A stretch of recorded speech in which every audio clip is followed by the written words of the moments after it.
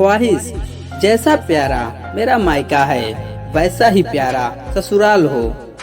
पाखी जैसे ही अपनी सहेली शिखा को अपनी शादी तय होने की खबर सुनाई। शिखा जोर से सहेली को बाहों में भरते हुए बोली, कंग्रेचुलेशन, मेरी प्यारी सहेली अब दुल्हनिया बनेगी। लेकिन पाखी उतनी खुश नहीं दिख रही थी। क्या हुआ, तू खुश नहीं है? तुझे लड़का पसंद नहीं है क्या? शिखा पाखी की उदासी का कारण जानना चाहिए।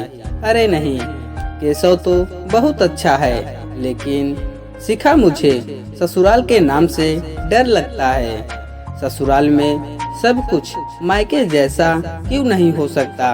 क्या सास बहू ननद भाभी का रिश्ता प्यारा नहीं हो सकता? मेरी ख्वाहिश यही है कि जैसा प्यारा मेरा मायका है वैसा ही प्यारा मेरा ससुराल हो। पाखी अपनी ख्वाहिश बताते हुए बोली, वो तो तुम पर निर्भर करेगा कि तुम ससुराल में कैसा सामंजस्य बैठा पाती हो। तुम चाहो तो अपनी ख्वाहिश जरूर पूरा कर सकती हो। शिखा पाखी को विश्वस्त करते हुए कही। एक सप्ताह बाद पाखी की शादी थी। घर में काफी जोर शोर से शादी की तैयारी चल रही थी।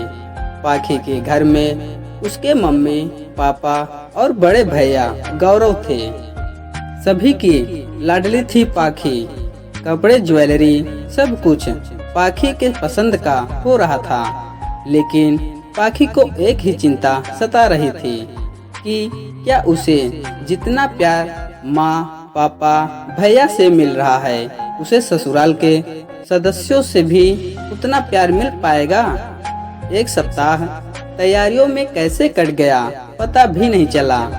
वो दिन भी आ गया जब पाखी अपने मन में ख्वाहिश और डर लिए ससुराल आ गई। ससुराल में भी नई बहू के स्वागत की बहुत सारी रस्में की गई। ससुराल में उसके सास ससुर के अलावा एक बड़ी ननद संध्या थी।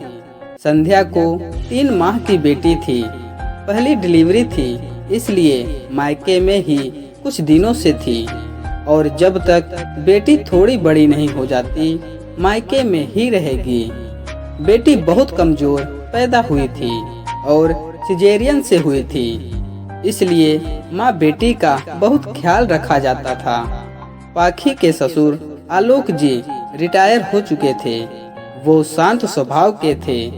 बस उन्हें समय पर चाय नाश्ता खाना मिल जाए और खासकर पेपर में देर नहीं होनी चाहिए। इसके अलावा उन्हें किसी चीज से मतलब नहीं था।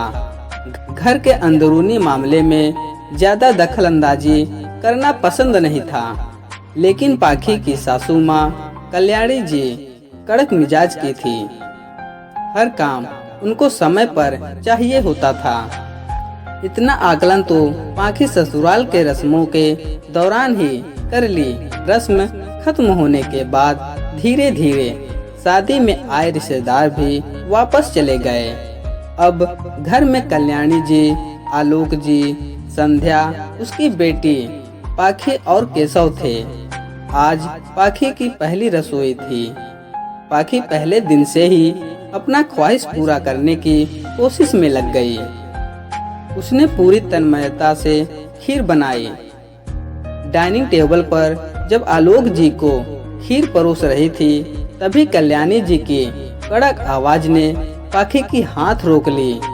बहू, खीर में क्या चीनी डाली हो? पाखी ठिठक गई। हाँ, मैं सिर हिलाई।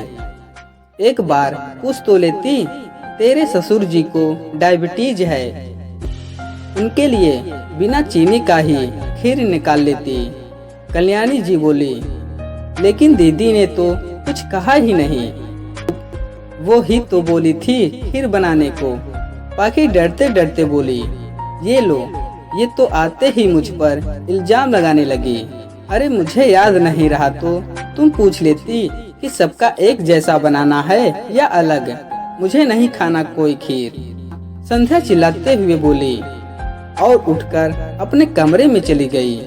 किसी ने बताया ही नहीं तो बहू को कैसे पता होता? जब ज्यादा इस बात को बढ़ाने की जरूरत नहीं है। थोड़ा मीठा खाने से कुछ नहीं होगा। मैं तो बहू के हाथ की खीर जरूर खाऊंगा। आलोक जी माहौल को ठीक करने की कोशिश किए और एक चम्मच खीर खाते हुए बोले, वाह, खीर तो बहुत स्वादिष्ट बना है। हाँ तो खाओ ना। मेरी बेटी ही नहीं खाई तो मैं खाकर क्या करूँगी।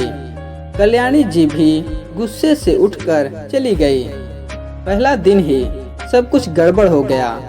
कमरे में पाखी उदास बैठी सोच रही थी कि क्या ऐसे माहौल में मैं अपने प्यारे परिवार की ख्वाहिश पूरा कर पाऊंगी। केशव उन्हें बाहों में भरते हुए बोला, इतनी सी बात से इतना उदास? तुम्हारा उदास चेहरा मुझे बिल्कुल अच्छा नहीं लगता। अरे अपने पति देव के बारे में भी सोचो।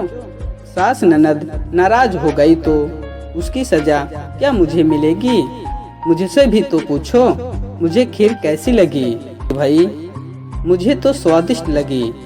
केशव पाखी को समझाते हुए बोला, देखो पाखी, कहीं भी एडजस्ट करने से थोड़ा समय लगता है। अभी तुम इस नए माहौल में आई हो। धीरे धीरे यहाँ के लोग तुम्हारे स्वभाव से और तुम यहाँ के लोगों के स्वभाव से परिचित हो जाओगी। फिर कोई समस्या नहीं होगी। तुम ये सब छोटी छोटी बातों से परेशान मत हुआ करो। पति की समझदारी भरी बातों से और प्यार से पाखी को बहुत राहत मिली। दोस्तों, क्या ससुराल में मायके जैसा प्यारा माहौल बनाने की ख्वाहिश पाखी की पूरी हो पाएगी? क्या क्या परेशानी आएगी पाखी की जिंदगी में? जानते हैं अगले भाग में। कहानी पढ़कर प्रतिक्रिया जरूर दें।